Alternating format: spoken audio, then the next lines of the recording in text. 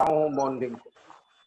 ठीक है, yes sir. आज के क्लास में मैं एक बारी रिकैप कर देता हूँ बॉन्डिंग को और फिर मैं आगे चलूंगा। ठीक है, यस सर। क्या क्या टॉपिक है देखिए बॉन्डिंग में, और जिस चीज का छूट गया है कोई इश्यू शुरू हुआ है 12th वालों का मॉर्निंग में, 11th वाले उसमें बैकअप क्लास ले रहे हैं, क्योंकि देखिए 12th में जो थे बच्चे उनको फिर से 11th का पढ़ना पड़ रहा है। सोचिए, जो बच्चे 12th में चले गए हैं और उनको 11th का नहीं आता है तो उन्हें फिर से पढ़ना पड़ रहा है। तो इसीलिए आप लोग अच्छी तरह से कर ले जो आपको दोबारा पढ़ना ही ना पड़े। ठीक है, देखिए केमिकल बॉन्डिंग में क्या क्या टॉपिक है हमारा। Chemical bonding,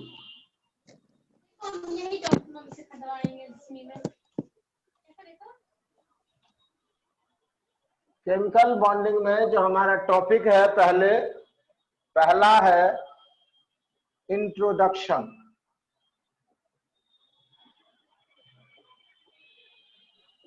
Y bonding, bonding होता क्यों है इस चीज के बारे में हम पढ़ाते हैं। दूसरा हम पढ़ाते हैं लुईस डॉट स्ट्रक्चर। तीसरा पढ़ाते हैं, इसी के अंदर आएगा ऑक्टेट रूल। तीसरा हम पढ़ाते हैं VBT थ्योरी। चौथा हम पढ़ा रहे हैं ऑर्बिटल कॉन्सेप्ट। पांचवा हम पढ़ाते हैं VSEPR थ्योरी। छठा पॉइंट था हमारा MOT मॉलिक्यूलर ऑर्बिटल थ्योरी।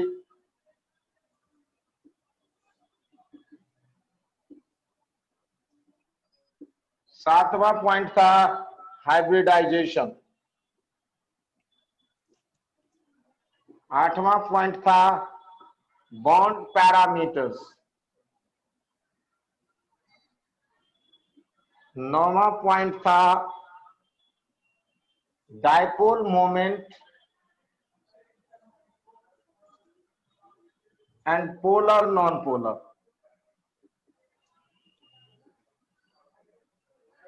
और 10वां पॉइंट था इंटरमॉलिक्यूलर फोर्स।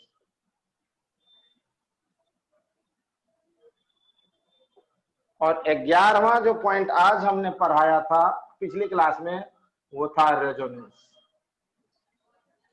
ये टॉपिक है पूरी बॉन्डिंग से।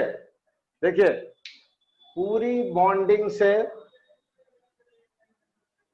4 to 5 क्वेश्चन आएगा जेई में या नीट में। 4 to 5 क्वेश्चन आएगा। Periodic plus bonding plus S plus P 10 question आएंगे। इनऑर्गेनिक है ये एक साथ ही होते हैं साथ। समझ आया बच्चों? देखिए periodic plus bonding plus S plus P plus redox और प्लस हाइड्रोजन, ये सारा एक ही चीज है। इससे 10 क्वेश्चन आते हैं आपको। और सिर्फ बॉन्डिंग से ही जितना मैंने पढ़ाया है 4 से 5 क्वेश्चन आएंगे। सबसे बड़ी बात है कि इसके बिना केमिस्ट्री का कोई पोर्शन पढ़ा ही नहीं जा सकता। केमिस्ट्री का कोई पोर्शन बिना बॉन्डिंग को समझे पढ़ा ही नहीं जा सकता।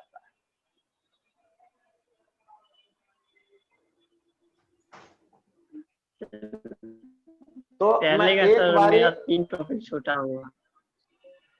पहले का 3 छूटा हुआ है तो कोई बात नहीं, करा देंगे। देख लीजिए, अब एक एक करके बच्चे को पूछना है अपने डाउट्स, और मैं इसको सारे को ब्रशअप कराता जा रहा हूं। आज की क्लास में या 2 दिन में मैं इसे रिवाइज करा देता हूं।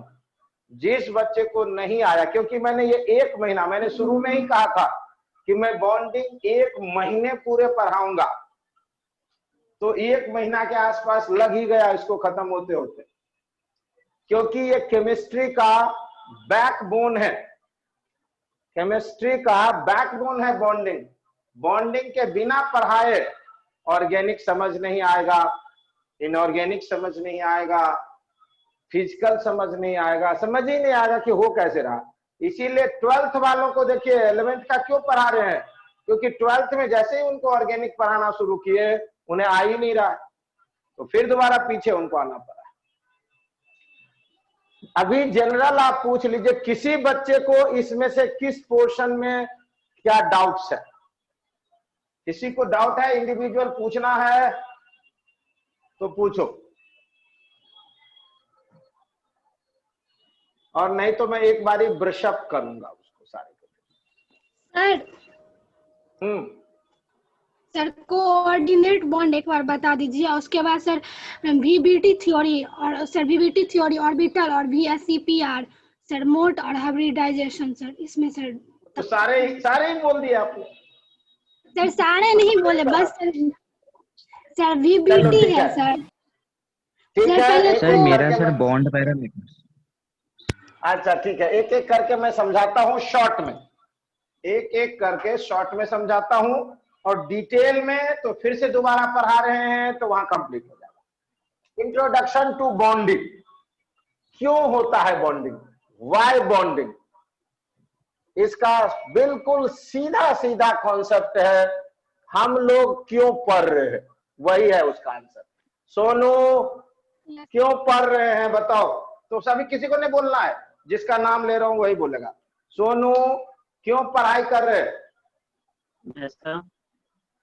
पढ़ाई क्यों कर रहे हैं? कुछ करने के लिए, कुछ बनने के लिए। उससे क्या होगा? तो बन के क्या होगा?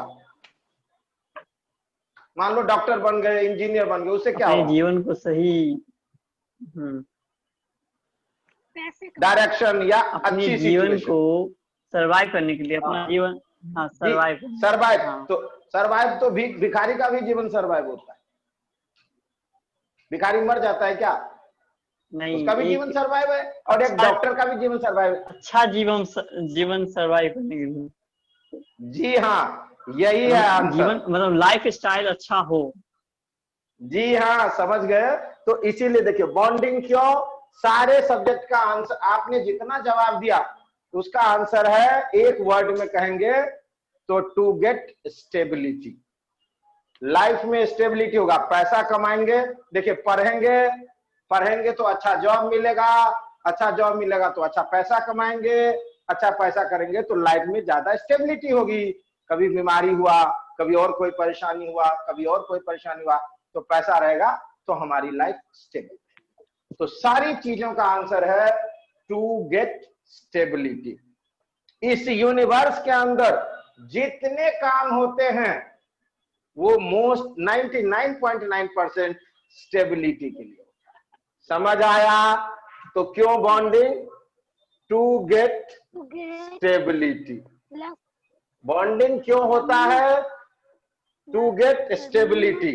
हम लोग क्यों पढ़ रहे हैं, अब बीच में मत बोलिए, हम लोग क्यों पढ़ रहे हैं? To get stable life. समझ आया? तो पहला इंट्रोडक्शन है कि केमिस्ट्री के अंदर या पूरी यूनिवर्स में क्यों होता है बॉन्डिंग आपस में। इसका आंसर है टू गेट स्टेबिलिटी। अब स्टेबिलिटी का क्या कंसेप्ट है?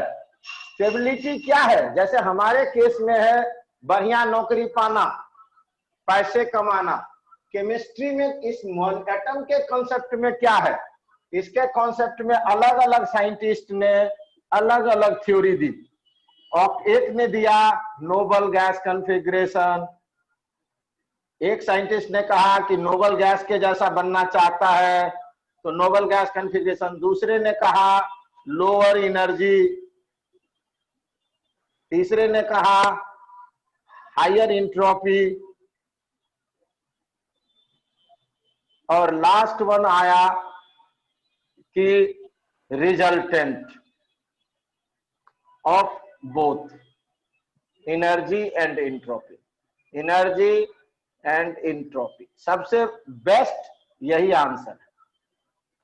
हम लोग क्यों पढ़ाई कर रहे हैं, या किसी भी आदमी का जो जीवन है वो पूरा होल जिंदगी वो दो ही काम करता है, दो ही चीजों से उसकी ऑल एक्टिविटी डिटरमाइन होती है। किसी भी आदमी का पूरे जीवन की जितनी भी एक्टिविटी है वो सिर्फ दो चीज से डिटरमाइन होता है, पहला पैसा और दूसरा अच्छा आदमी बनना, नाम कमाना, इज्जत कमाना। तो कुछ लोग हम काम कर रहे हैं, हम दोनों ही चीज चाहते हैं, पैसा भी हो और नाम भी हो, और दोनों एक दूसरे के अपोजिट है। पैसा खर्च करोगे तब ना नाम होगा। किसी आदमी को खिला पिला दिए, वो कहेगा बहुत अच्छा आदमी है, अरे खिलाने पिलाने में तो पैसा ही खर्च हो गया।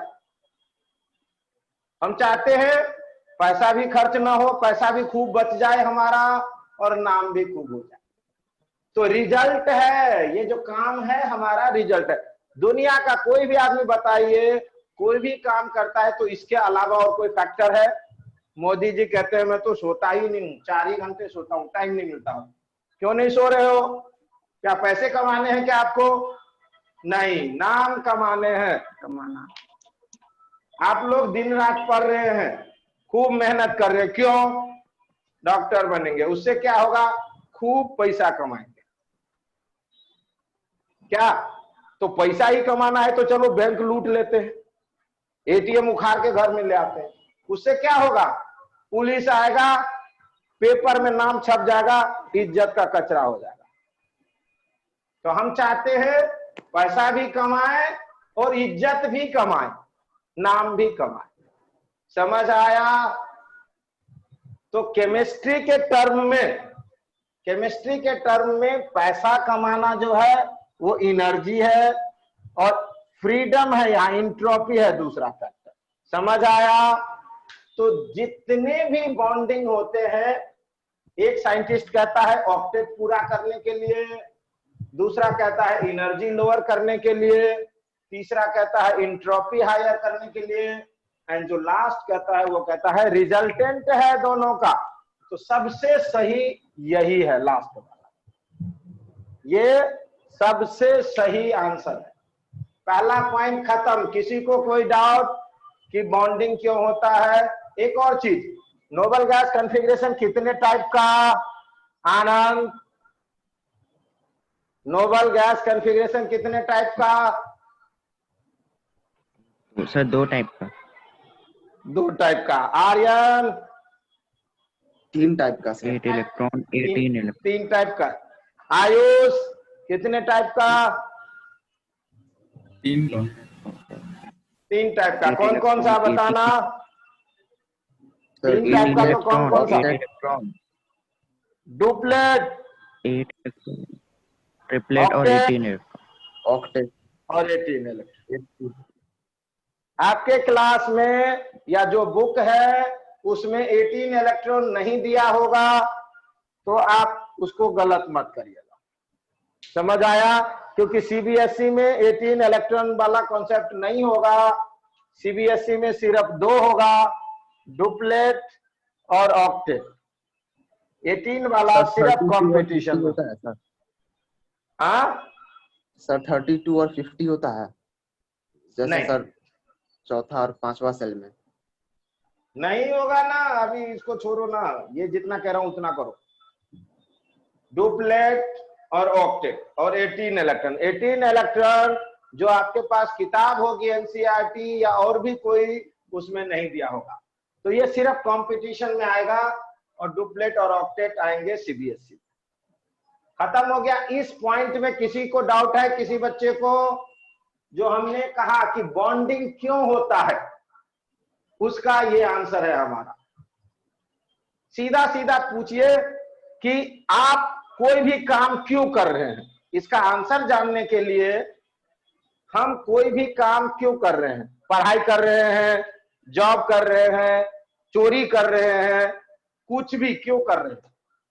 टू गेट स्टेबिलिटी, स्टेबिलिटी के लिए कर रहे हैं।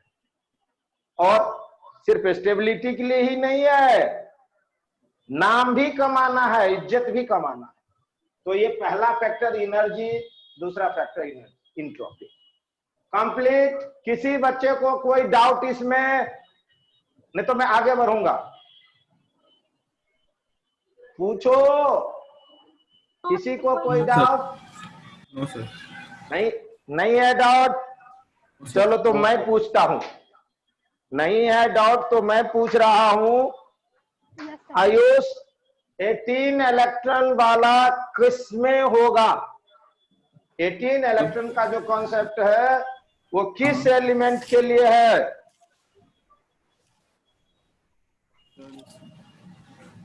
18 इलेक्ट्रॉन वाला किसके लिए है? अब हुआ ना डाउट? एक मिनट सर, याद था, कंफ्यूज कर रहा हूँ। याद करो, याद करो। अच्छा, डुप्लेट किसके लिए है? कौन बता सकता है? डुप्लेट कब होगा? Sir hydrogen. नहीं, helium sir. Computer element. Helium. ये आंसर नहीं है। डुप्लेट किसके लिए होगा? सिर्फ ओनली के सेल जिसमें होगा, ओनली के सेल प्रेजेंट। यदि सिर्फ के सेल प्रेजेंट होगा तो डुप्लेट होगा। यदि सिर्फ के सेल प्रेजेंट होगा तो डुप्लेट होगा। डुप्लेट का मतलब 2 इलेक्ट्रॉन। जो नए बच्चे हैं वो समझ लें, डुप्लेट का मतलब 2 इलेक्ट्रॉन। तो यदि ओनली के सेल होगा तो उसमें तो 2 की ही जगह है, तो 2 से ज्यादा कैसे हो सकता है? ऑक्टेट कब होगा? जब के से ज्यादा हो, जब के से ज्यादा हो, मोर देन के सेल। और 18 कहां होगा? 18 कहां होगा? मोर देन सर चौथे और पांचवें के लिए सर। नहीं, गलत है। Sir more than sir L shell. नहीं, गलत है, वो तुक्का नहीं चलेगा। सर एन किसी और बच्चे ओ को नहीं यार, पढ़ा दिया भूल गया, पढ़ा ही नहीं। ये डी ब्लॉक एलिमेंट के लिए होता है। ये डी ब्लॉक एलिमेंट्स के लिए होता है, जैसे कॉपर, जिंक एटसेट्रा। समझ आया आनंद? मैंने पढ़ा के दिखाया था। Yes sir. Zinc, copper etcetera के लिए। खत्म। तो ये कॉन्सेप्ट हमारा फिनिश हो गया। मैं दूसरे पे चल रहा हूं। अब अभी भी किसी को कुछ डाउट है तो पूछ लो। नहीं है डाउट? नहीं है डाउट तो हाँ, हायर एंट्रोपी गैस। हाँ। इंट्रोपी क्या होता है? कौन सा बच्चा दे सकता है? इंट्रोपी क्या है? Sir freedom. इंट्रोपी का मतलब फ्रीडम। और क्या? तो और प्रोसेस सुनाइए ना, एग्जांपल लेंगे, वो तो जानते हैं। इंट्रोपी का मतलब फ्रीडम। एक मिनट। इंट्रोपी का मतलब फ्रीडम। और कोई बता सकता है कुछ होता क्या इंट्रोपी का मतलब? रैंडमनेस। Degree of random. तीसरा डिसऑर्डर।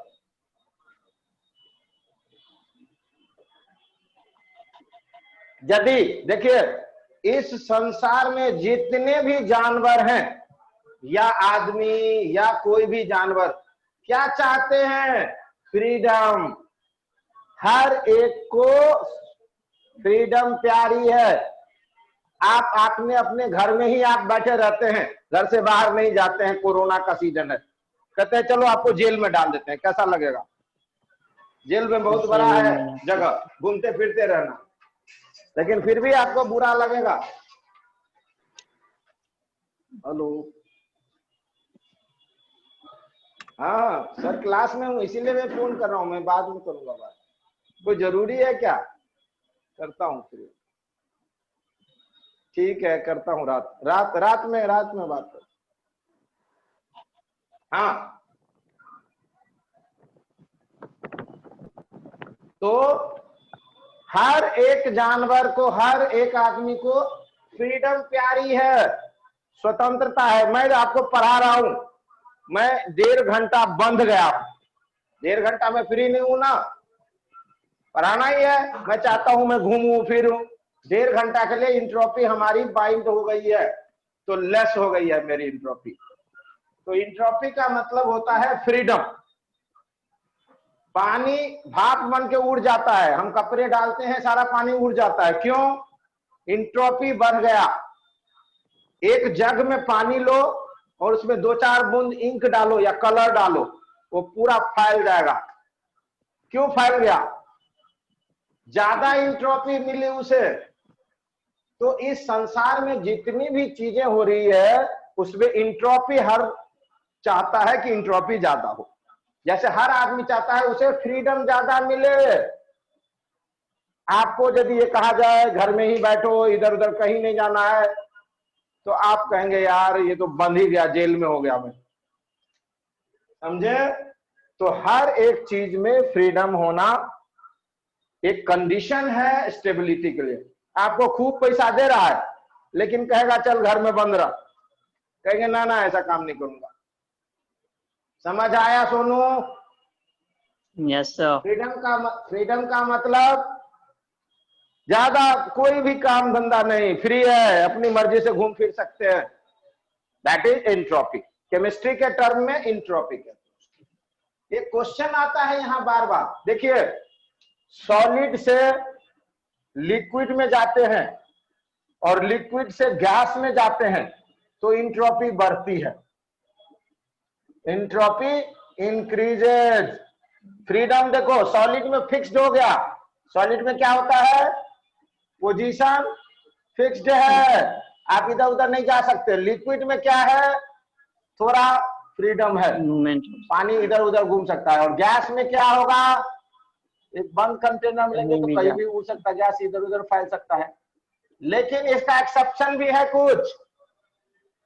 बॉयल एग में क्वेश्चन पूछता है, एग में बॉयल कर दिया, रॉ एग है और बॉयल एग है, किसमें एंट्रोपी ज्यादा होगी? आनंद, ये सवाल पूछा है कम से कम 10 बार। Boil egg and raw egg, कच्चा अंडा और उबला अंडा, किसमें एंट्रोपी ज्यादा होगी? रॉय। उबला हुआ। ये एक्सेप्शनल है, इसका आंसर उल्टा है। कच्चा अंडा लिक्विड में एंट्रोपी कम है, उबला अंडा में ज्यादा है। उबले अंडे में एंट्रोपी ज्यादा है और कच्चे अंडे में कम है, क्यों? इसमें हाइड्रोजन बॉन्डिंग है बहुत सारा, इसमें हाइड्रोजन बॉन्डिंग है और इसमें हाइड्रोजन बॉन्डिंग नहीं है। अंडा जब टूट के गिर जाएगा तो उसको उठाओगे, बहुत देखोगे पकड़ा हुआ है एक दूसरे को। तो ये एक्सेप्शन है, इसीलिए बार बार आ रहा है क्वेश्चन। कच्चे अंडे में ज्यादा एंट्रोपी है, इस थ्योरी को गलत कर दिया। सॉलिड लिक्विड गैस एंट्रोपी बढ़ रही है, लेकिन इस थ्योरी को गलत कर दिया इसने। कच्चे अंडे में एंट्रोपी कम है, उबले अंडे में एंट्रोपी ज्यादा है। उबले हुए अंडे का बीच का जो पार्ट होता है पीला वाला, उसको छुओ भुरभुरा जाएगा, टूट टूट के गिर जाएगा। लेकिन कच्चा वाला गिरेगा तो एक ही जगह पकड़े हुए रहेगा। समझ आया? तो सर बॉइल्ड एग में ज्यादा होता है ना एंट्रोपी? जी हाँ, फ्री है तो एंट्रोपी ज्यादा है। ये एक एक्सेप्शन है, ये बच्चों याद रखो। यहां से ये क्वेश्चन इसीलिए बार बार पूछता है, जहां भी एक्सेप्शन होगा क्वेश्चन पूछेगा ही पूछेगा। एक और क्वेश्चन पूछता है, एक स्ट्रेच रबर बैंड है, रबर हमने लिया, एक रबर हमने लिया और रबर को स्ट्रेच कर दिया, खींच के लंबा कर दिया और फिर छोड़ दिया। किस टाइम में ज्यादा एंट्रोपी है? मेरे पास रबर था, पता नहीं गुम कर दिया लोगों ने।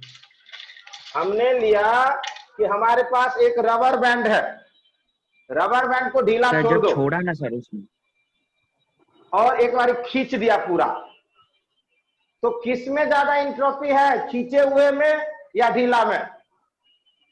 ढीला ये में। सवाल पूछता है, ढीला में सर। खींचे हुए में। हाँ, ये क्वेश्चन आएगा तो ढीला में ज्यादा इंट्रोपी होगी और खींचे हुए में कम इंट्रोपी है। खत्म, ये बात खत्म हो गई। तो सर सर ये कैसे होता है पहला है, सर ये कैसे होता है सर रबड़ में? ढीला रबर में पार्टिकल्स मूव कर सकता है, लेकिन स्ट्रेच कर देंगे Yes, तो stretch. पार्टिकल्स मूव नहीं कर सकता। पहला पॉइंट खत्म। अब दूसरा point, octet rule.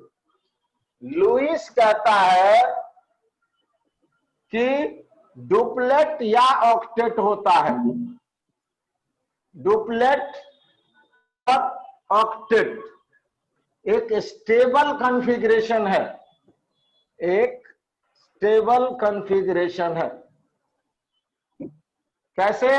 Noble gas के जैसा बनना चाहते हैं, helium 1s2, neon 1s2 2s2 2p6, argon 1s2 2s2 2p6 3s2 3p6, krypton 4s2 4p6, xenon 5s2 5p6, radon 6s2 6p6। क्या देखा कि एक में तो सिर्फ 2 है, डुप्लेट है, और बाकी जो सारे हैं उसमें 8 इलेक्ट्रॉन है। तो जैसे आपको कोई बच्चा पूछता है कि भैया आप क्यों पढ़ रहे हो, तो कहेंगे डॉक्टर बनने के लिए, इंजीनियर बनने के लिए। बात खत्म। इसका मतलब है आपकी नजर में डॉक्टर और इंजीनियर एक नोबल प्रोफेशन है, एक बेहतरीन प्रोफेशन है, तो आप उसके जैसा बनना चाहते हैं। तो जितने भी एलिमेंट्स हैं उनके लिए वो इनके जैसा बनना चाहते हैं। जितने भी एलिमेंट है केमिस्ट्री में उनके लिए ये नोबल है, वो इनके जैसा बनना चाहते हैं, आइडियल है उनके ये। जैसे हमारा आइडियल होता है कि भाई हम इनके जैसा बनना चाहते हैं, डॉक्टर बनना चाहते हैं, इंजीनियर बनना चाहते हैं, साइंटिस्ट बनना चाहते हैं, आईएएस बनना चाहते हैं, कुछ भी, वो हमारा आइडियल है। उसी तरह केमिस्ट्री के अंदर जो एटम्स हैं, एलिमेंट्स है, उसके ये आइडियल हैं। तो इनके जैसा बनना चाहता है सारा। समझ आया? लुईस यही कहता है। लुईस क्या कहता है? लुईस कहता है सारे एलिमेंट्स नोबल गैस की तरह बनना चाहते हैं।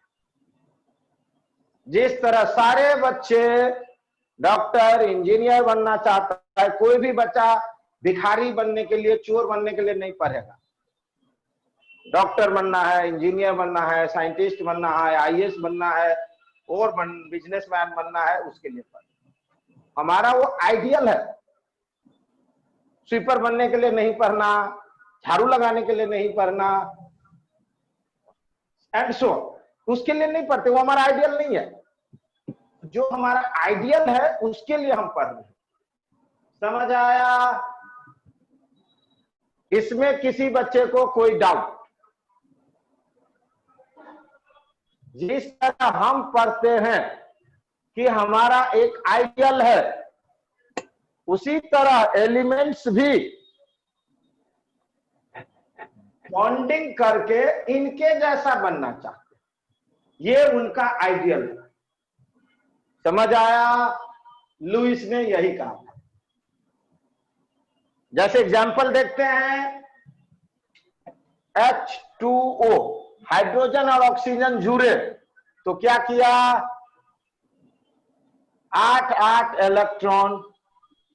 ऑक्सीजन को 8 चाहिए और हाइड्रोजन को डुप्लेट चाहिए, तो हाइड्रोजन के 2 हो गए और ऑक्सीजन के 8 हो गए।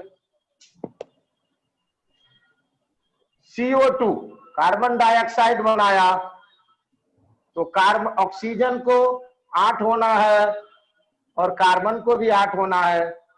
तो ये शेयरिंग कर लिया या लेन देन कर लिया या किसी भी तरीके से आप कहते हैं डॉक्टर बनना है, तो या किसी भी तरीके से पढ़ के बन लो, चीटिंग करके बन लो, पेपर इधर उधर करके बन लो, रसिया से कर लो, कहीं से कर लो, लेकिन करना है, डॉक्टर बनना। एक तरीके से नहीं हुआ तो दूसरे तरीके से, तीसरे तरीके से, चौथे तरीके से, बहुत किसी भी तरीके से बनना। तो इसी तरह किसी भी तरीके से बनाना है इनको, इतना, चाहे लेना से या देने से या शेयरिंग से। जैसे देखिए NaCl, इनके पास एक्स्ट्रा और इनके पास कम, तो इन्होंने इनको दे दिया। तो इस तरह Na+Cl- 2 8 और 2 8 8, इसको भी ऑक्टेट, इसको भी ऑक्टेट हो गया। किसी भी तरह बनाओ, या देने से या लेने से, या साझेदारी करने से, या किसी भी, या बेईमानी करने से, किसी भी तरह से। समझ आया? किसी बच्चे को कोई डाउट है लुईस में? लुईस ने क्या कहा था? लुईस ने कहा था जितने भी एलिमेंट्स हैं उनकी टेंडेंसी है नोबल गैस के जैसा बनना। नोबल गैस में जितने इलेक्ट्रॉन है वैलेंस शेल में, उसी तरह हर एलिमेंट चाहते हैं कि ऐसा ही बनना। इतनी सी बात है। अब वो कैसे करते हैं इसका एक अलग रूल है कि कैसे हम बनाएंगे उसको। कोई doubt? No sir. No sir. ठीक है, तो ये वाला क्योंकि आपने 10वीं में पढ़ा भी है, ये वाला चीज 10th क्लास में पढ़ा भी है, तो ये बहुत सारा चीज आता है हमें। लेकिन दिक्कत तब होगी जब बड़े बड़े आ जाएंगे। दिक्कत तब होगी जब बड़े बड़े एटम को अरेंज करने के लिए आ जाए। जैसे कहेगा H2S2O7, अब इसमें कौन कहां आएगा ये हमें पता ही नहीं चलेगा। 2 सल्फर, 7 ऑक्सीजन और 2 हाइड्रोजन। तो इसके लिए लुईस के रूल्स हैं, लुईस के रूल्स हैं, वो 8 पॉइंट्स हैं। ये बहुत डिटेल में जाएंगे तो इसको पढ़ना पड़ेगा, इसलिए मैं इसको अभी नहीं पढ़ा रहा हूं। इसका जस्ट सिंपल एक लॉजिक है कि बड़े बड़े एटम बीच में, छोटे उसके किनारे तरफ 4 पोजीशन पर, और छोटे उस बड़े के चारों तरफ। समझ आया? सबसे बड़ा बीच में, उससे छोटा उसके चारों तरफ, उससे छोटा उसके चारों तरफ, और फिर ऑक्टेट पूरा कर दो। समझ आया? यही है फॉर्मूला। ऑक्टेट उसका पूरा कर दो। किसी बच्चे को कोई डाउट? तो जैसे H2S2O7 हम बना रहे हैं, H2S2O7 कैसे बनाएंगे? इसमें बड़ा और छोटा कौन सा है ये हमें पीरियोडिक चैप्टर से पता चलेगा। सल्फर बड़ा है, दूसरा सल्फर, सल्फर के चारों तरफ ऑक्सीजन इससे छोटा है क्योंकि सल्फर बहुत बड़ा है। ये बीच में इसको नहीं डालेंगे, बीच में तब डालेंगे जब सारे जगह का खत्म हो जाएगा। हाइड्रोजन किनारे क्योंकि बहुत छोटा है, ये बहुत छोटा है और जगह बचा ही नहीं, तो इसलिए ऑक्सीजन बीच में। इस तरह हम oxygen oxygen oxygen oxygen oxygen oxygen oxygen कर देंगे। अब ऑक्टेट हम 2-2 इलेक्ट्रॉन देकर जोड़ देंगे और सारे का ऑक्टेट पूरा कर देंगे। यही है कॉन्सेप्ट। समझ आया? इलेक्ट्रॉन गिन लेंगे और पूरा कर देंगे, तो ऑक्टेट रूल खत्म। ऑक्टेट रूल जो था वो हमारे पुराने टाइम का नियम है। जिस तरह हमारे परिवार में क्या होता था कि दादाजी एक हेड होते थे और सारे लोग कमाते थे, और जो पैसा होता था वो दादाजी के हाथ में जाके देते थे। फिर दादाजी जिसको जितनी जरूरत है उस हिसाब से पैसे देते थे। आपने 50,000 दादाजी को कमा के दिया, और हो सकता है आपको जरूरत 10,000 की है तो आपको 10,000 ही मिलेगा,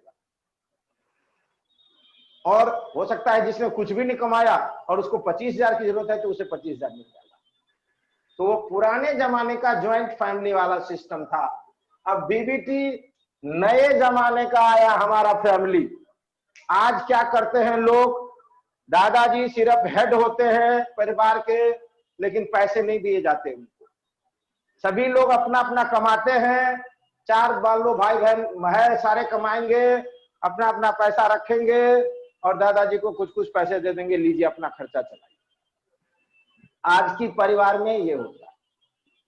अब दादाजी दिखाने के लिए, कहने के लिए ही मालिक है, कोई बाहर से आएंगे तो कहेंगे ये हमारे घर के मुखिया है, इनसे मिलिए, लेकिन पैसा दादाजी के हाथ में नहीं दिया जा रहा है और ना वो बंटवारा कर रहे।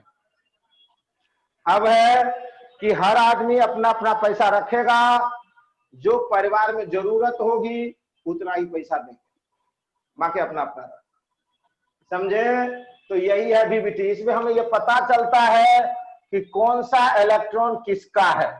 जैसे देखिए अमोनिया बना रहे हैं तो नाइट्रोजन के 1 पेयर और 3 अनपेयर्ड, हाइड्रोजन के 1 अनपेयर्ड, हाइड्रोजन के 1 अनपेयर्ड, हाइड्रोजन के 1 अनपेयर्ड, ये इसको जोड़ दिया, हो गया। लेकिन इसमें एक रूल है, not compulsory to complete octet. ये कोई कंपल्सरी नहीं है कि ऑक्टेट कंप्लीट करना ही है, कोई कंपल्सरी। लुईस में कंपल्सरी था कि आपको उतना करना ही है, लुईस में कंपल्सरी था कि ऑक्टेट पूरा करना ही है, डुप्लेट करना ही, लेकिन इसमें कोई कंपल्सरी नहीं है। हो गया तो ठीक, नहीं हुआ तो कोई बात नहीं। जैसे देखिए